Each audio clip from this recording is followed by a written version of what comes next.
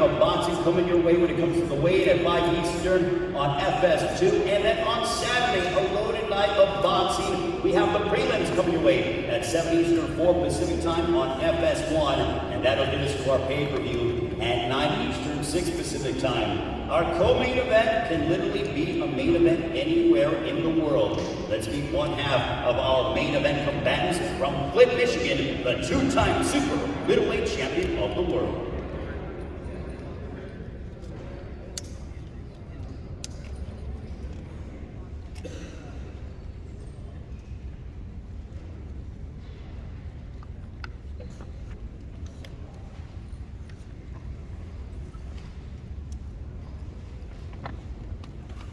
The stage with the record of 34 wins, 25 of those coming by way of knockout against 2 defeats from Flint, Michigan. He's the former WBC Super Middleweight Champion of the world. Here is Anthony "The Dog" Dirrell.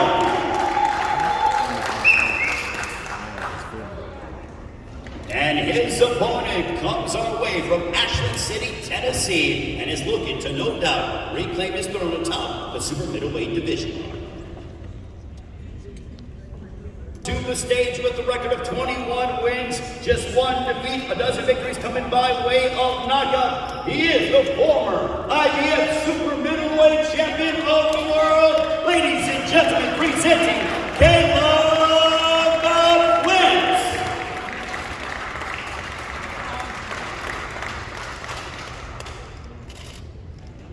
And now we get ready for our main event of the evening. This man is Finland's finest and has been among the elite in the heavyweight division in Europe. With the record of 30 wins, 19 of those coming by way of knockout against 3 losses from Mariehamn, Finland, introducing the Nordic Nightmare, Robert Helenius. And now, ladies and gentlemen, a man who has made Barclays Center his home, electrifying, exciting, and the former heavyweight champion of the world.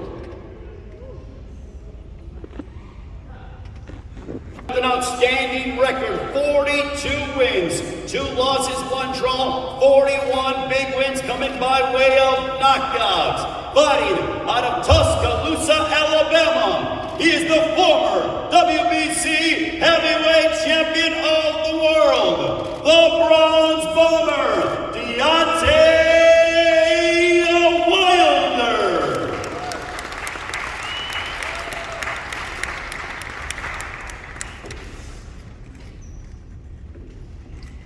This is our main event on Saturday night on Fox Sports PBC pay-per-view. Deontay Wilder, Robert Helenius from Barclays Center here in Brooklyn. Face forward.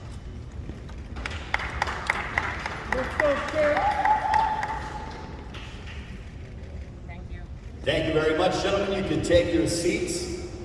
I'm going to start off with Caleb Plant and Anthony Dirrell. Caleb, I will start with you. It has been nearly 1 year since we saw you inside the ring, and fans and media around the world want to know, since your fight against Canelo Alvarez, how much have you grown and what have you learned since being a part of that and in that valiant effort that you had against Canelo Alvarez?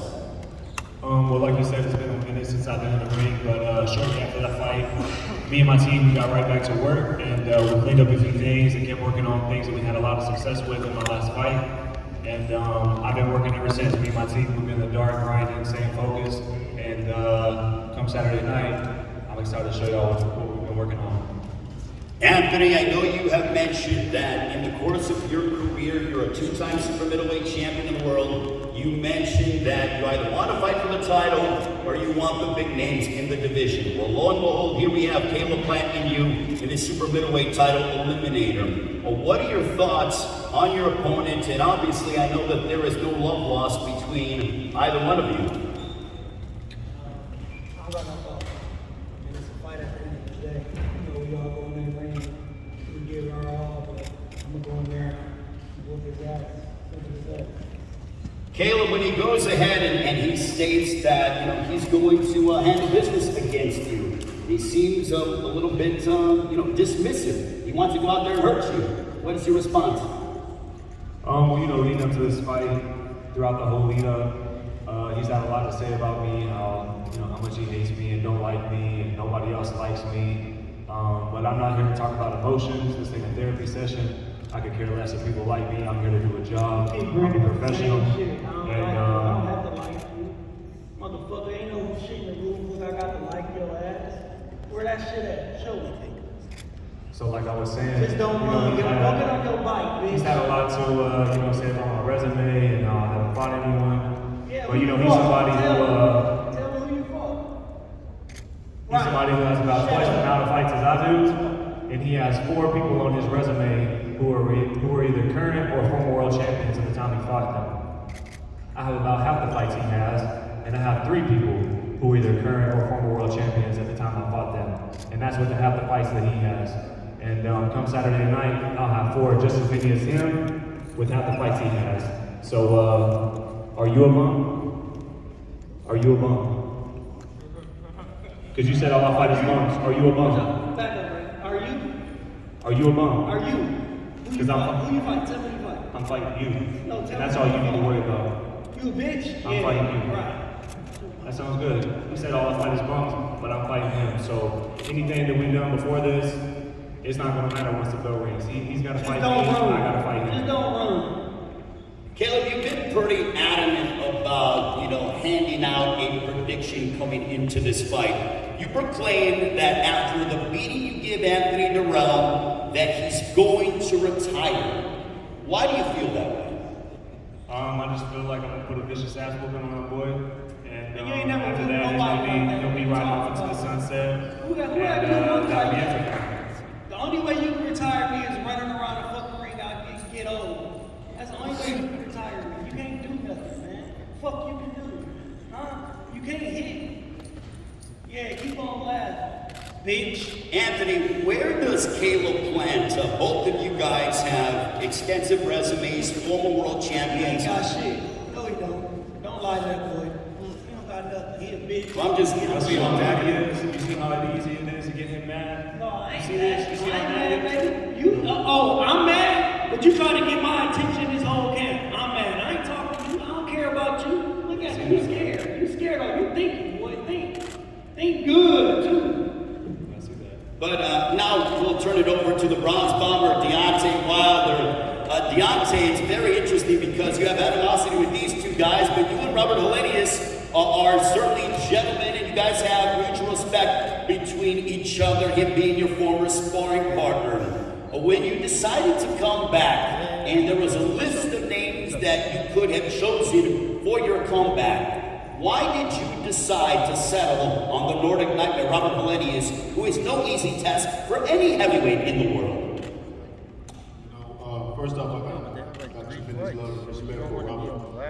We've been knowing each other for years. We've been in camp. He's always came to my camp. They say iron sharpens iron, and we've definitely been doing that. And the reason I agreed upon this fight because he's been on the winning streak. Do you want me to check the link on my end?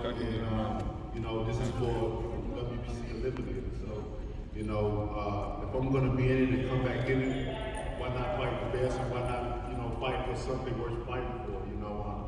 I don't have long. I only want 3 years left up in this business, and I'm ready to fight the best, and I'm willing, able, and ready to do whatever I got to do, to make it back to the top.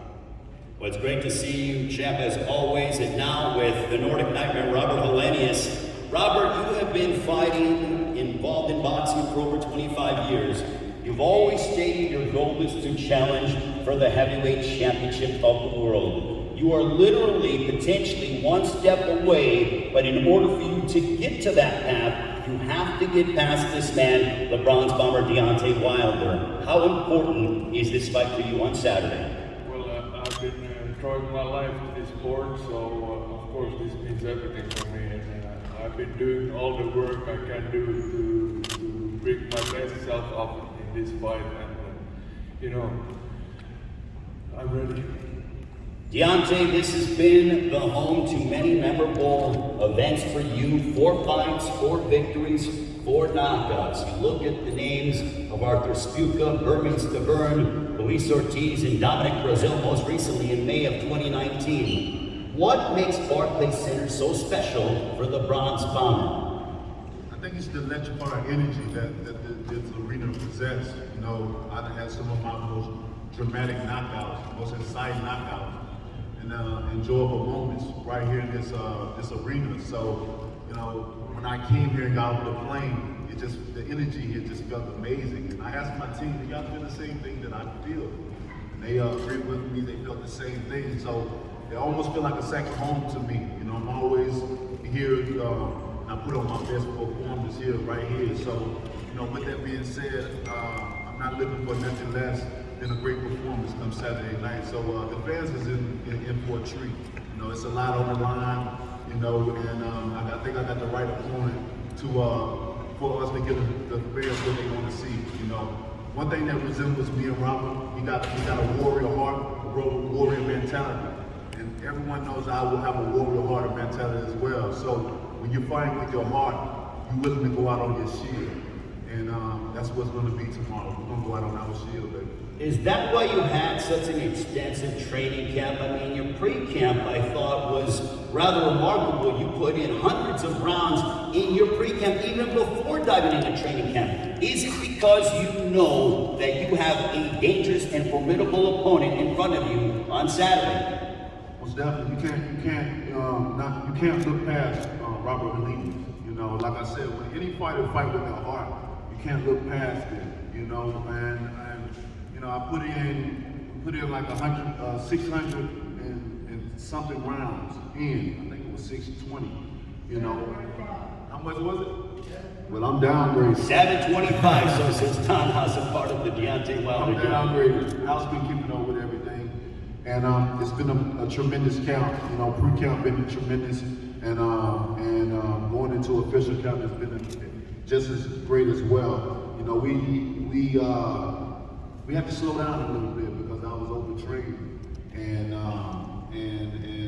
it's been amazing though, because you can go so many years doing the same thing over and over again, and then it becomes boring. It becomes just something that you got to do and get through.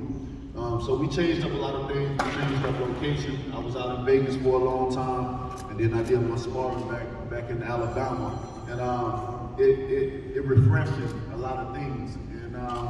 We're back to the basics of a lot of things, and this whole title for me, you know, this second phase of my career is all about having fun. You know what I mean? All about having fun. I always tell people I'm happy and I'm at peace in my life, and where I stand, you know, where I am, the grass is green. You know what I mean? And can't nobody knock me off of that. So I'm looking forward to Saturday night. Although we're sparring partners and we respect each other highly, understand that you know, it will be, the beast will come out come Saturday night. You know, people ain't got to worry about whether they friends or whether, you know, he said he loved them and all that, you know. Yeah, it's going to be fire come Saturday night, that's for sure. Robert, what have you done in preparation? You both have had, you know, lengthy time together in sparring, but it's obvious that this man has destructive power, a knockout percentage of over 91%. You got to respect that as well, of course. We've been doing a lot of footwork, a lot of jabs, a lot of sparring as well. So, and we've been at it the whole year. So we didn't know the opponent in the beginning of the year, but we've been training all year. So, you know, sitting here, I don't know what to tell you guys anymore. I've been in so many press conferences, but we've been doing a lot of good work, and I feel like this is my time now, and the fight is going to be really, really good. For you, what is it like to be back here at Barclays Center? Because not only has Deontay Wilder had success here, but you have as well. You went ahead in March of 2020, right before the pandemic. You know, you were a heavy underdog coming into your fight against, at the previous time, the undefeated Adam Kownacki. You came out, you shocked the world, and you smashed him. So what's it like for you to be returning to one of the best nights of your career? Yeah, I've been fighting once at Barclays Center, and the atmosphere was crazy good, like Wilder said, and I feel like the same thing is happening all over again.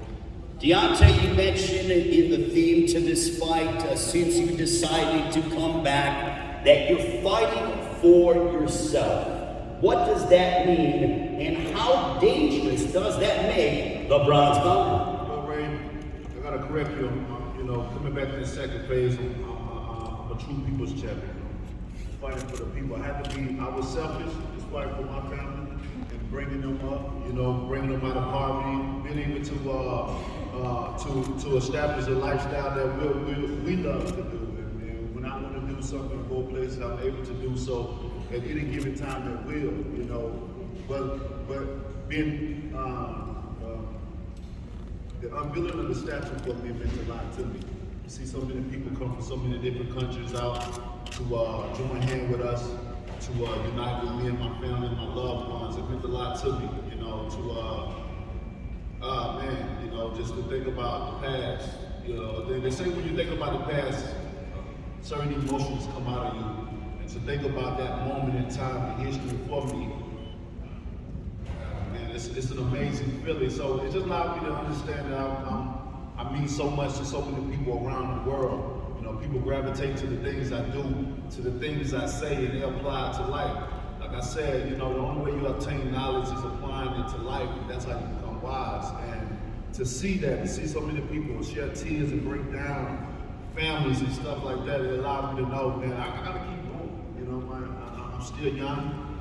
I got 3 more years. I'm gonna do it to about the end of 40, and that's it. So I'm gonna provide my service to my greatness for the next 3 years, and then I'm out of here. So this is for the people, you know what I mean? This is for the people to have fun and do what I gotta do, baby.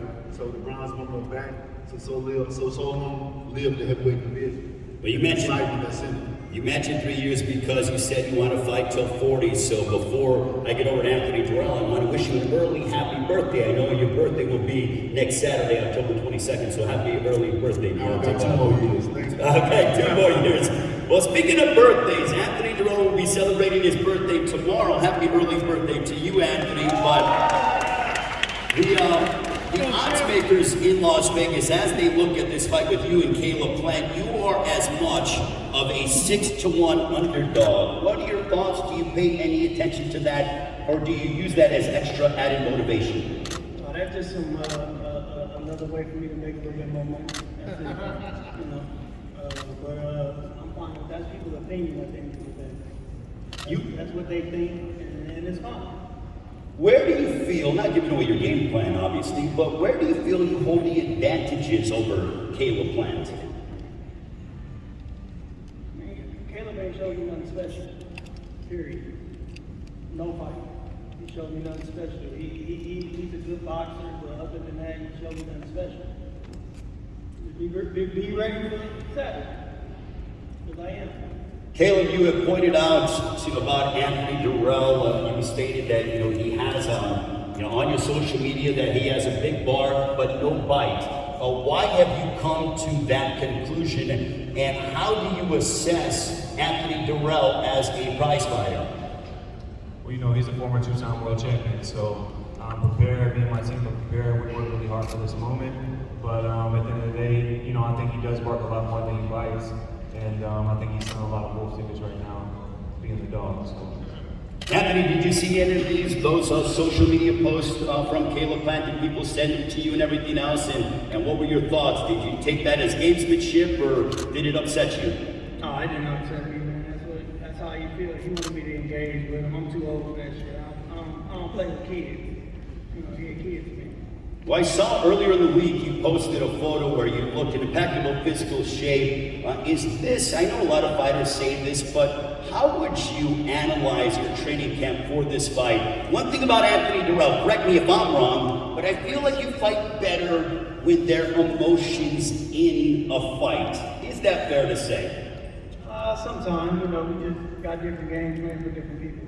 I think you got to go into every fight with a different game plan because everybody can fight the same. So we got a game plan for Caleb, and we're going to use it. What's it like, again, continuing your partnership with Javon Sugar-Hill, who's obviously been the trainer to many elite world champions? He's a great trainer, A-plus trainer. Been my trainer for a long time now. And he even trained me when I was younger. something like that. You know, so I mean, we familiar with each other. Caleb, for you, one thing I know ever since you were a young budding contender is that you crave championship gold. How much do you want to become a two-time world champion? Because the hunger that I see from you, I feel, is that of a hungry contender. Yeah, absolutely. Becoming a two-time world champ will mean everything to me. I've worked my whole life tirelessly to get to this point, and but I still have a lot more boxing to give, a lot more fights to give with fans. And but first things first, you know, you don't get to that world title without focusing on the fight in front of you. I got a fight this Saturday, October 15th, Fox pay-per-view, and that's what I'm fully focused on, and that's all I'm focused on. What kind of statement are you hoping to make on Fox Sports PBC pay-per-view? And this your first time fighting here at Barclays Center? Yeah, just looking to get my hand raised in fashion way, whatever way that means. So tune in. It's gonna be big fireworks. Country boy right here, Deontay Wilder, in the main event. And this is a great card. A lot of great action gonna be on the card. A lot of great fights. A lot of great fighters. So I'm definitely encouraging everybody to tune in, and we're gonna turn up. Deontay, this is your second straight fight with Malik Scott as your head trainer. I feel like you guys are just getting to another level when it comes to your continuity, the relationship, the time in the gym. I was seeing, I mentioned during the media workouts that you were moving like a middleweight for that matter during the workouts. But tell us about you and the bond that you have with Malik Scott, your lead trainer. Man, that's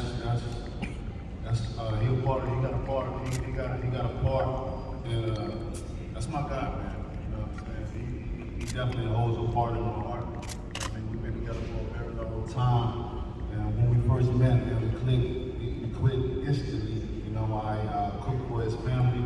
He dropped a lot of gems on me, dealing with the boxing. You know, he's been in it longer than I. You know, his mother's the same birthday as I, mine's his. So it's a great family that I have. You know what I mean?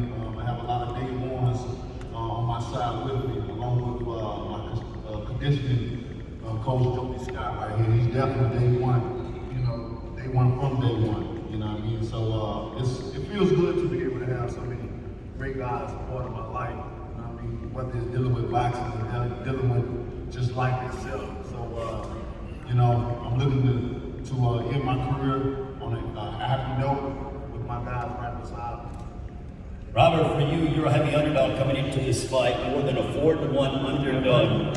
Yes, you are. So right now, the odds makers have you as a 4.5 to 1 underdog. Clearly, you're not paying attention to that, but you were an underdog coming into your fight against Adam Kupnowski the first time back in March of 2020. Do you like having that role of people picking against you? Yeah, I think so. I think it gives me more strength, more power. What did you learn over the course of your career? Because if people don't know, Robert Helenius has been an elite heavyweight, especially in Europe, for well over a decade. Do you feel now, Robert, that the time is here for you to capitalize and make your movement to try to become the first world champion from Finland? Yeah, I wouldn't be here if I wouldn't believe in myself. So I think I would have found an easier job to do if I wouldn't believe in myself. Now, Deontay, I know that you don't want to look past Robert Helenius, but there have been reports that Alexander Usyk, the heavyweight champion of the world, is going to be here at Barclays Center to watch your fight, and that potentially, if you're victorious, that he would like to fight you next. What are your thoughts? My thoughts is, you know, many people have said many things, you know, to me about fighting me, and when the time came, they went the other way. So I reached out, and some of my guys that's close to me that know his field, I asked him about his character as a person. Sometimes your character will tell who you are. And I asked him, is he a man of his word, you know, on certain things, and they confirmed to me that he were. And so I'm going to hold him for his word, you know, so we'll see what happens. So hopefully he'll man his word, and upon being victorious, we'll see what happens, you know what I mean? And this is a great thing about being a heavyweight, you know, in a small division, that you always one fight away from a title shot. and we'll see what happens. You know, and I can't wait. Neither can we. Anthony, Dirrell, Caleb, Platt, before we get ready to let you guys go, Anthony Dirrell on Saturday night on Fox Sports PBC pay-per-view. How is your fight going to unfold against Caleb Platt? At the end of the day, I'm gonna get my hand raised. Do you want to say anything final to Caleb Platt? I don't need to say nothing. Caleb, your prediction for your matchup against Anthony Dirrell in this super middleweight title eliminator. Just being get my hand raised in fashion, and that's about it. Is there anything final that you want to say to Anthony Dirrell? Just that I hope he's fully prepared. All right, Caleb Platt, Anthony Dirrell, what a matchup that is going to be. The tensions are certainly high. Finally, they get an opportunity to collide on Saturday. Robert Helenius, your prediction for your showdown against the Bronze Bomber, Deontay Wilder. He's starting like this. Hand raised. All right, Deontay, the floor is yours. The former heavyweight champion of the world returns to the ring for the first time in over a year. It will be 372 days exact. But Deontay, your prediction for your matchup against Robert Helenius on Saturday. I just appreciate everybody coming out. This is going to be a great fight on Saturday night. You don't want to miss it. You know, I bring the excitement to the heavyweight division, and I'm back, baby. And on that night, it's going to be an explosion. You know, you got two fighters that putting their hearts on the line, they're putting their lives on the line. And we don't want to exit that ring unless we become victorious. That means that we have to go out on our shield. And you know what I mean by that. So I'm back, baby. And, you know, when I'm in the arena or when I'm in the fight, you know, I keep people on the edge of their seat. You don't know what's going to happen. But when it happens, baby, bam, good night. I'll see you guys soon. Love, peace, God bless. You know, always. Bronze Squad! The Bronze Bomber, Deontay Wilder, Robert Helenius, Caleb Platt, Anthony Dirrell. Our main event and our co-main event on Fox Sports PBC pay-per-view. More press conference action continues as we will continue to dive in to this main event and co-main event. Don't miss the action this Saturday on Fox Sports PBC pay-per-view. We will come back with more to digest the press conference here on FS1 from Brooklyn.